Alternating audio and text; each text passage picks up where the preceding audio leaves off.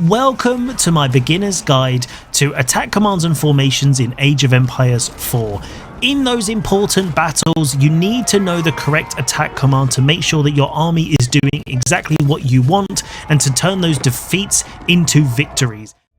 To do this, I'm going to be using a combination of the Art of War challenges and the Unit Tester mod. Make sure you check out the Art of War challenges to practice the basic unit compositions and counters, and download the Unit Tester mod so you can set up your own custom scenarios and practice a little bit of micro. On to the first command, which is your right-click move. Select your units, right-click anywhere on the map or on the mini-map. A golden flag will appear in that location and they will start running in that direction.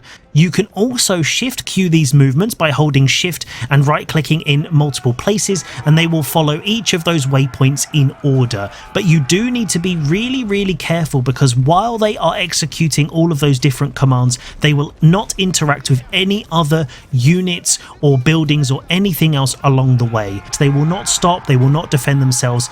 I know from experience. So to avoid running your whole army across the map into your enemy and losing them without taking a single punch, you need to be using a move. To do this, you select your unit, press A, and then you left click anywhere on the screen or the mini-map. This will create a red waypoint with a red line, and your units will move in that direction. However, if they find an enemy unit or structure, they will stop and attack that. So this means that if you're moving across the map and your enemy's military suddenly appears out of the fog of war, your units aren't just going to run straight into them, they will start attacking, and then you will get that attack notification. A nice little trick to raid with a move is to take your raiding party, hold shift, press A and left click the first resource, then press A again and click the next resource until you've covered all of the external resources. Then your raiding party will go to all of those different places, and if they find any villagers, buildings or structures on the way, they will attack them and do lots of damage.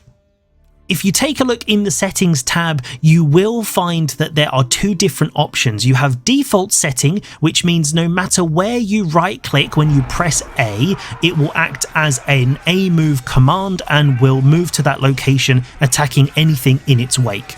The legacy setting is the old style, where if you do the final click on a unit or building, it will be converted into a right click attack and it will only attack that specific target. Generally, you want to keep this as default, making sure that you do actually use the A move when you press A.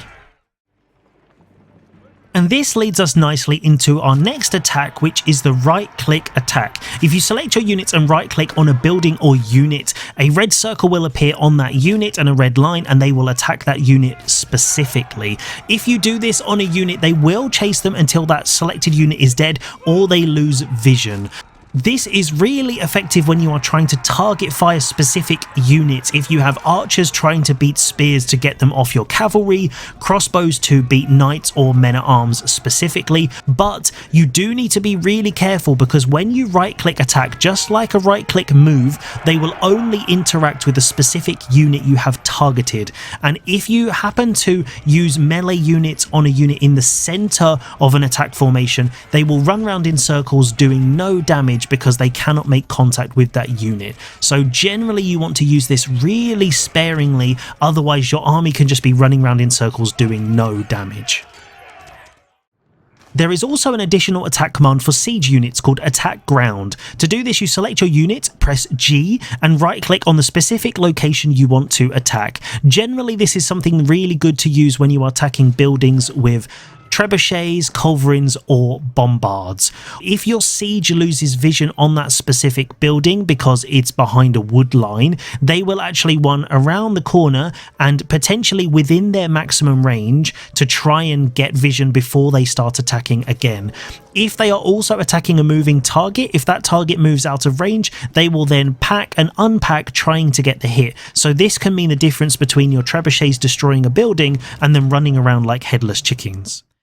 Now this one isn't an attack command, but it's stand ground, and it's really, really useful. You select your unit and press V, and that unit will stand in place and will not move. It won't be aggroed by any units or attacks. It will attack to defend itself, but it just won't move from that position. This is really, really good if you've got your scout watching a specific resource, because if a unit goes too close to your scout, it will pull your scout and they'll start running and running and running, and generally they will run into an army or a TC, and they will vanish off the face of the earth. The most useful way of using this is actually using your spears to defend against knight raids. If you take your spears and put them on the side of the gold vein and then use stand ground, you can put spears on both sides, and that means then that the knights can't run close and pull your spears away. And finally, let's have a quick look at the different formations. There are 3 in total. The first is a line formation, which is perfect for your range units to increase their DPS. Because they all stand at the front, they will all fire at their maximum range, and then more of them will be hitting the units. If they stand in the standard formation, units at the back will be too far from the fight and won't actually fire. So this can actually massively increase the damage that you are doing. The second formation is a wedge formation. You will never use this, nobody uses it, so completely forget about it, don't ever press that button. And finally, we have the spread formation, which is perfect for avoiding heavy damage from mangonels with ranged units. If you press this, they will scatter, and it means that mangonel shot will not come in and obliterate your units. So, if you remember anything from this video of all the details that I've given you, remember, A move, A move, A move. I hope you've enjoyed this beginner guide to attack commands. Let me know in the comments what you think, and I will see you next time for some more Age of Empires action.